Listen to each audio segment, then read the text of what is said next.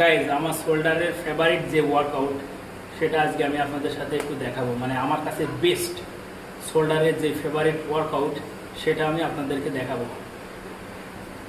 সেটা হচ্ছে এই যে বার অ্যান্ড বারবেল দিয়ে, বুঝছেন? সঠিক নিয়মে আপনারা কিভাবে এই এক্সারসাইজটা করবেন আমি এখন দেখাবো আপনাদের। বডি পজিশন ঠিক এভাবে দেওয়া লাগবে, আর হাত দুটা ঠিক সামনে এভাবে দিয়ে এভাবে ধরবেন। ধরার পরে আপনারা যে আমি যেভাবে করি এভাবে করবেন। রিপিটেশন মারবেন 12টা থেকে 15টা।